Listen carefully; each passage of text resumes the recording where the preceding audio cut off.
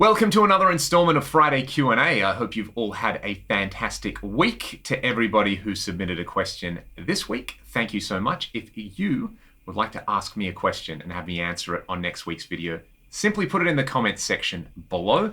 If you want to support what I do here on the channel, you can check the video description to do just that as well. Let's get into some questions. Have I ever built a speaker cabinet? No. I haven't. I think the closest I have ever got is just swapping different speakers in the existing cabinets that I have. There was a pretty interesting video that was posted over the last couple of months looking at speaker cabinet construction and what sort of materials make a difference in speaker cabinet construction, what sort of designs, basically all the things that actually matter. And I found that one very, very interesting. However, I don't have a whole lot of desire to go down that particular rabbit hole. I really like the way my main cab sounds with a few different speakers in it. And, if it ain't broke, don't fix it. Although, looking at companies like Zilla Cabs, who have a really interesting YouTube channel, always kind of makes me interested looking at different construction methods and speaker choices and, open back versus closed back kind of things. All these things do matter. I think I'm somebody, though, who would rather spend the time playing the creations of people who really know what they're doing rather than trying to slug it out and make my own cab. Having said that, if anybody here has made their own cab and has had some success, let me know in the comments and let me know what you did. I've had a few questions regarding making presets or doing tutorial videos for units like the Helix and the Quad Cortex. I actually got this recently. This is an HX Stomp to kind of revisit and have some fun with. So you will be seeing some videos with this little brute. I also have a Quad Cortex video plan that I'll be doing looking at some of the new updates. So if there's any specific features on the QC or the HX Stomp kind of Helix environment, let me know what you'd like me to cover and hopefully I can get into it. Have I ever checked out artist guitars? A few different Australian YouTubers, including the amazing Brett Kingman. If you don't subscribe to Brett's channel, what are you doing with your life? The man is a tone master. I actually haven't had any to review. However, Brett did do a few videos with some artist guitars and I checked that out and I actually recommended that to a few of my students. One of them went and bought a 3/4 model and I was pretty impressed with it, especially for the money. So it seems like, in Australia, we don't get Harley Benton guitars available off the shelf, but it kind of seems like a similar thing where you are getting a really high quality instrument for the money. And it seems like the overall support is pretty good as well. So if you've got an artist guitar and you're in Australia, let me know. How do you like it? They seem really, really well priced and they have some cool models. Maybe I will get a chance to check out some of them. But I consider the Strymon Iridium a game changer. Depends what you mean by game changer. It's definitely a cool unit. The whole thinking between something like that being that, you've got a lot of guitar players who have big stereo pedal boards that they run into amps. What do they do if they can't take their amps? A lot of the time they're using, like a Vox or a Fender Deluxe as a pedal platform. So have a stereo in thing with some knobs on it that does that. It's very much a modeler, maybe for people who don't want to get into modelers. I think in terms of the overall tones, they're pretty good. You can go and check out my video using that unit. I think the Vox is probably the winner out of all of them, but it is a very limited palette. I think for a lot of people who want to go down the full route of, replacing a traditional rig, it's not that much more money to, get an HX Stomp or get a Quad Cortex or get an FM3 or something like that. And then you get an incredible amount of versatility out of that. So it's definitely convenient for some people, but I think those people probably aren't super interested in modelers. They still would rather use their real rigs. Whereas someone like me, being fundamentally lazy, I want to use something like an FM3 and absolutely find my sound in there and get as much out of it as possible so that I don't have to take my amps to gigs ever again. And I feel like I've got there. So I feel like something like an FM3 or an HX Stomp is more of a game changer in that regard. Do I ever play my old 1977 Fender Strat live? And if so, what songs do I use it for? Every now and then I will take it out and generally I'll just do the entire set on it. Normally the entire set on the neck pickup because I love the way the neck pickup sounds on that guitar. I find I do have to tweak my patches quite a lot. You know, if I'm using my PRS SC245 or my McCarty, they're pretty mean sounding guitars. You know, the pickups have a good amount of output. The SC has a lot of low end in there versus the Strat, which is a lot mellower. It's a lot kind of more upper mid high end focus in there. So I just have a copy of my main patch that's got a lot more low end dialed in and a lot less treble dialed in. And it sounds great. I mean, that guitar's got stainless frets. It's been plecked. I love the pickups in it. It is a joy to play. So yeah, I don't take it out as much as I probably should because, you know, I like humbuckers and I like the PRS thing doing ragdoll stuff. But, you know, every now and then it is fun to totally change it up and go to Strat Town. When are we coming to Brazil? As soon as possible. It is a dream of mine to play in South America and Brazil. You know, I grew up watching Rush in Rio and watching the Rock in Rio festival videos and just seeing the amazing passion that people have for music there. So yeah, if anybody out there can get us in touch with a promoter who could bring us out, that would be incredible because that is an absolute bucket list destination for me. And kind of everybody who I talk to from there has this incredible knowledge and passion for music, and in particular rock and metal music. It feels like Ragdoll would be a really good fit there. And, you know, I know we wouldn't be going over and playing stadiums, we'd be playing small clubs, but, you know, we have traveled further to play smaller places. And to me, it's not about the size of the venue, it is about the people. That's really what touring is about. So yeah, I would love to do that. I'm gonna roll two questions into one here. FM3 or FM9 for live use, and what gear do I take with me when traveling for gigs? I did a video earlier in the week talking about the gear that I take on tour, so you can go and check that one out. And then, you know, FM3 has everything that I need in there. The FM9, like I kind of showed in a video that I did for G66 this week, lets me have basically some variations on my main sounds. And sometimes it is really nice to have, you know, specifically timed filter sweeps or have a slightly different lead sound, or, you know, have a fuzz for some kind of things playing live, almost emulating playing a slightly bigger pedal board. The other thing that I didn't cover, and I should do a video on, is using something like the FM9 as a rig for guitar and bass simultaneously. So it could actually be a space saver in that regard.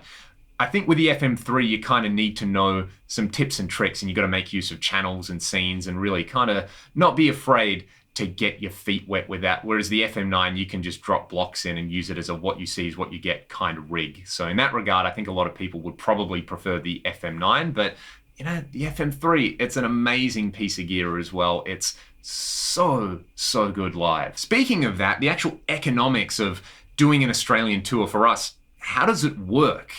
For anybody who's not familiar with Australia and its geography, Australia is roughly the size of the continental United States. We're in Perth, which is like the equivalent of San Diego, and the East Coast is, you know, the East Coast. It's a long way away. So the big kind of burden for us is always flying. You know, if we want to play in Sydney and Melbourne and Brisbane, for example, that would require us flying cross country to get there and then having connecting flights between all of them. You know, if we did a Friday, Saturday, Sunday, like we recently did, we didn't play in Brisbane, but we did play in Queensland.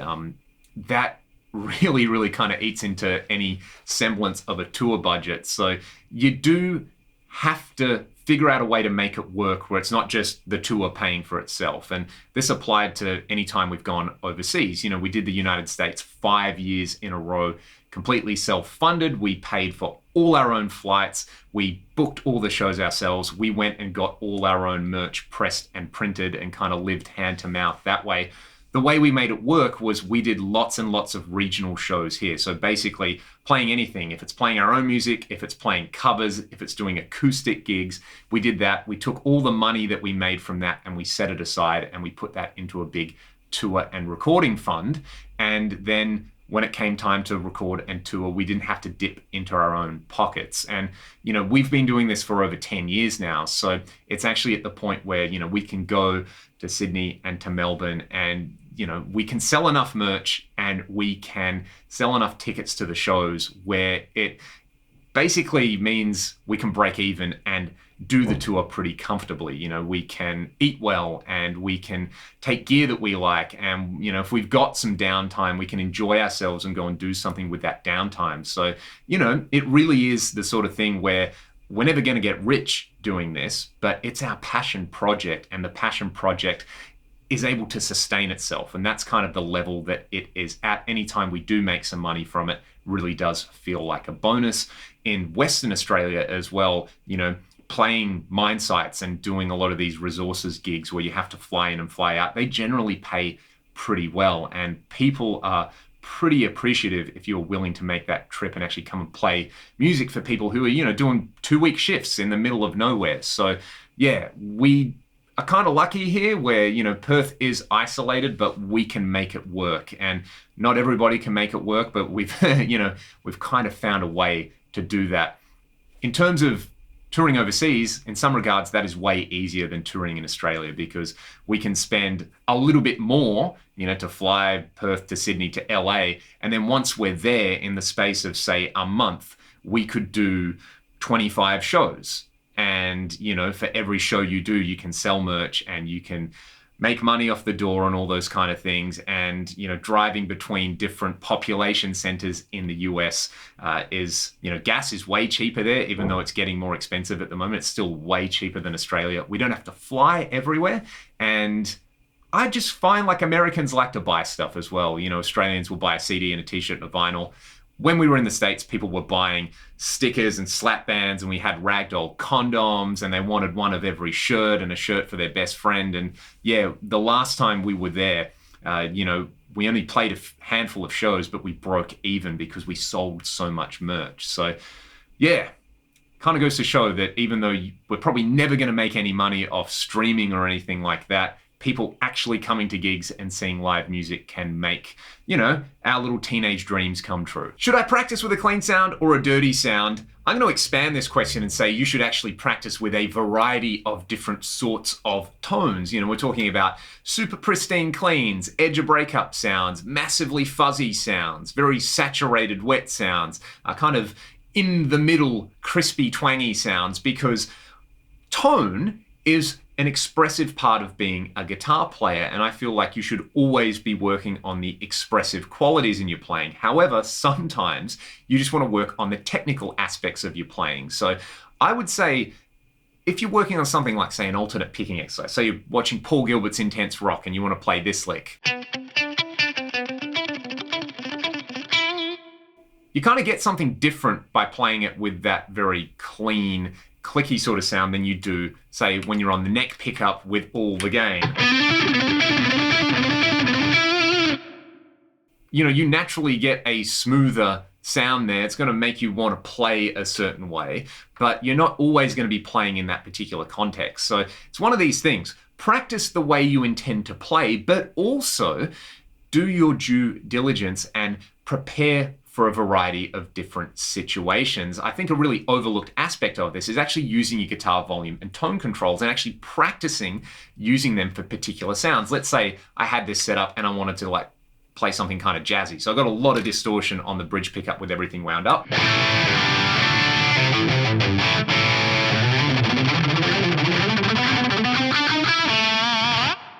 It's kind of fun for the shreddy metal thing, but I'm gonna go to the neck pickup.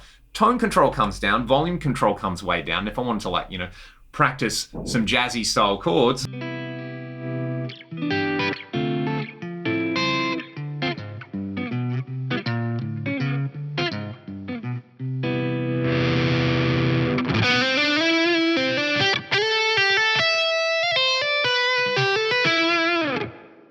and then if I wanted to practice some legato stuff, I could kind of use that sound, but with the volume control wound up.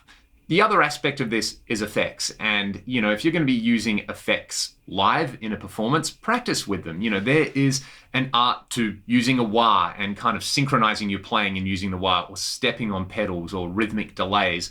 But I think sometimes it's nice to push yourself out of your comfort zone. So why not try a 50-50 practice routine where, you know, maybe you start off the first, I don't know, let's say you're going to practice for half an hour. So you spend 10 minutes and you have a really indulgent sound that you're comfortable with to get warmed up and to kind of get in the mood. Then you scale it right back. You turn all your time-based effects off. You clean up your guitar. You really drill into some technical work with a sound that is difficult to play with, something that makes you earn the notes, and something that you're really going to hear any improvements in accuracy and articulation. Do that for 15 minutes, and then 5 minutes, turn all the grease on and absolutely shred out and enjoy yourself, because, you know, there is that element to guitar where, yeah, sometimes you got to knuckle down and do the hard work, but never lose sight of the fact that it needs to be enjoyable. One last one for this week. This one has been popping up a lot. I have been playing it in demos a lot more.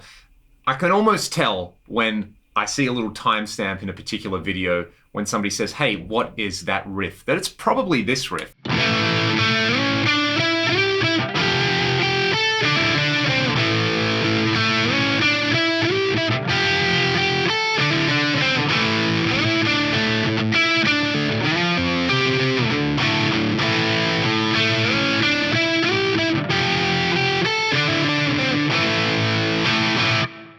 So that is from a Ragdoll song called Heaven Above. That's a melody that I wrote probably well over 10 years ago now, and I remember spending a lot of time on that song. Basically, I think I originally came up with it in E, and it was just a fun little thing to do. I was playing around with the fact that, you know, you can play like, you know, an ascending dominant style melody and then meld it with some chords that give you a minor tonality on the way down. So it's like a mixed modes approach in there. And that went through a lot of different iterations and revisions. And when we got together to do our Here Today EP, that was one song that, you know, that was the one I was putting a lot of effort into, and I don't want to say stressing about, but really putting in a lot of work into the details there. So that main melody ended up being the vocal melody for the chorus. I play it in the intro, and I kind of play it under the main melody in the outro. And that song, we haven't actually played live recently, but we were talking on our last tour about getting that one together and getting it back into the live set, because I love playing that melody. I love the chords, and I really, really like Ryan's vocal performance and what he and Cam were able to do as a rhythm section to bring that one to life. And of course, on the recording, there's this really long, extended guitar solos. So I've already done a video breaking that one down. If there's any interest, I will do a more in-depth video and look at that and look at some approaches that you can use with it, how to solo over the chord progression at the end, and also the other rhythm guitar parts in there. Let me know if you would like a more detailed breakdown of that, because it seems to be a pretty popular riff on the channel. That is all for this week's video. If you have questions you would like me to answer on next week's Q&A, simply put them in the comments section below. If you want to support what I do here on the channel, there's some links in the video description that you can follow to do just that. Have a great weekend, and I'll see you next time.